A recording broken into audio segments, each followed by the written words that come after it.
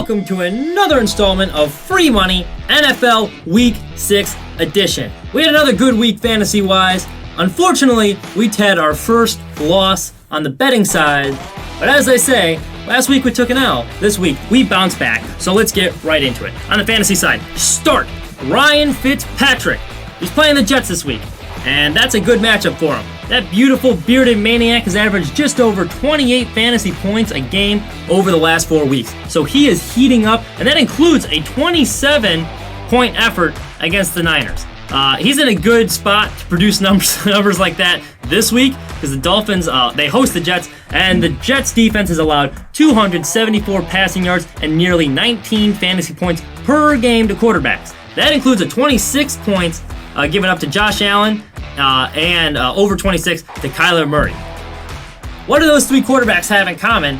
They're all pretty mobile. Surprisingly, Ryan Fitzpatrick is a lot more mobile than you think. Not as mobile as Josh Allen and Kyler Murray, but he had 47 rushing yards against Seattle in Week 4 and has over 100 rushing yards on the season. So not only is he heating up through the air, he's going to get you a couple cheap rushing yards to go along with it against a very mediocre Jets defense. Start him this week.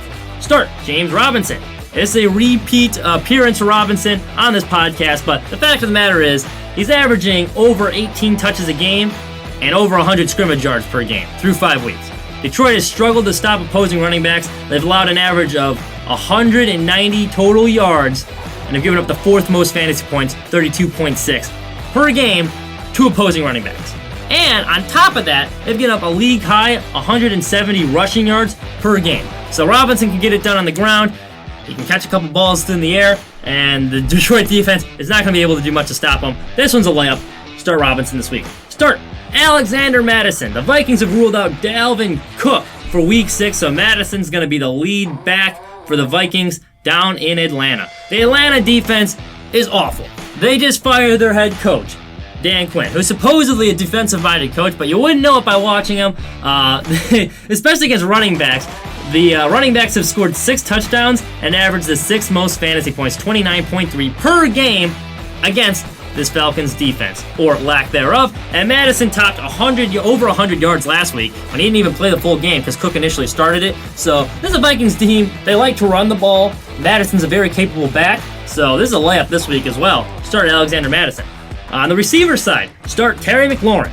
And he had a clunker last week, but don't let that scare you because New York's defense has given up big receiving performances to wideouts like Juju Smith-Schuster, Cooper Kupp, and CeeDee Lamb. McLaurin is just as talented as all of those guys, believe it or not. He just doesn't have as good of a quarterback to throw it to him. And McLaurin uses, Washington, I beg your pardon, uses McLaurin as a slot receiver. They can use him as a wideout.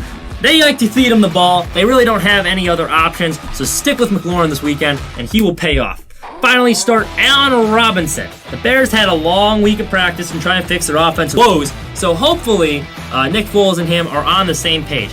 Even with some pitiful quarterback play, Allen Robinson is a target monster for the Bears. He's seen at least 9 targets in every game and over 39 in his past 3 outings. So he's going to have ample opportunities to get the ball in his hands. And he's facing a Panthers secondary in Week 6 that has allowed 3 100-yard receivers in 5 weeks. Allen Robinson's one of the best receivers in the NFL. With a week to get on the same page with Nick Foles and the combination of this bad secondary, he should have a big week. On to the betting side of things. Take the Ravens over the Eagles. Now, the Ravens are favored by 8 points, which is a lot. But if you look at the trends these past couple weeks, the Eagles are just 1-4 against the spread this year. The Ravens, meanwhile, have a 4-1 record. Their only loss coming against the Chiefs on the road, who the Chiefs are a pretty good team, and they have a 3-1-1 mark against the spread.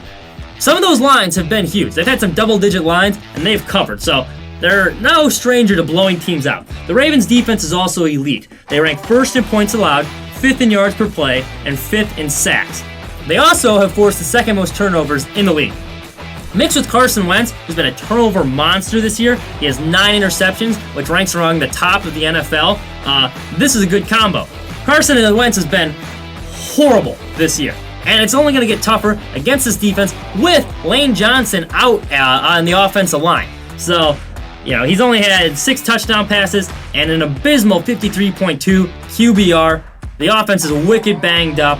And on the other side of the ball, the Ravens have a former MVP in Lamar Jackson, and the Eagles have allowed 10 touchdown passes this season, and only 5 teams have given up more than that. I smell a blowout, and John Harbaugh is not afraid to run up the score. He wants his offense to get in sync. Take the Ravens. Do so with confidence. Take the Titans over the Texans. The Titans are favored by 3.5. This is a Titans team that dominated a great Bills team without practicing that whole week. They did all their meetings through Zoom. So while the Titans are on a short week, they're going to be practicing for the first time in a while. The Texans, meanwhile, have been very bland this year, especially on the defensive side. They're giving up an average of 28 points per game. Their only win comes against a pretty pathetic Jaguars team, so it's really not a whole lot going on there. And they have a 73-year-old interim head coach right there, Romeo Cannell. Meanwhile, Ryan Tannehill, the starting quarterback for the Titans, he is 11-3 as a starter with Tennessee, and he's averaged 30.4 points per game. You mix that in with the great run game of Derrick Henry, they're tough to stop. Also, to put Ryan Tannehill's numbers in perspective, he's been great for the Titans. In his last 17 starts, he has 36 touchdown passes and a 114.4 passer rating. Put that in context, that's the same number of touchdown passes and a higher passer rating than the former MVP Lamar Jackson. So, take the Titans this week. I really like them, and their defense has also been very solid on the other side of the ball. Titans don't turn it over. They only have 1 turnover this year, and Texas defense is struggling to force them. Layup. Take the Titans. Finally, take Detroit over Jacksonville. Detroit is also favored by 3.5. We're taking all favorites this week. Here's why I like Detroit. Matthew Stafford has 5 touchdown passes and only 1 interception in his last 2 games. Kenny Golladay is going to be 100% for the first time all season. And the Jaguars' pass defense ranks 26 in yards allowed and last in net yards gained per attempt. So, they're going to be able to move the ball at will through the air against this Jaguars team. The Jaguars are poorly coached. It looks like they've given up on Doug Marrone.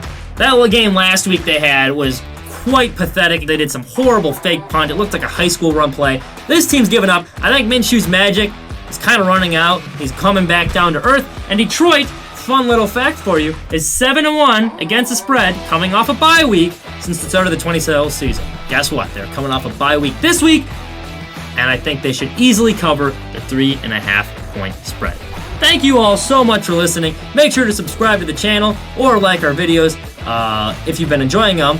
Have a wonderful rest of your week and enjoy your football Sunday.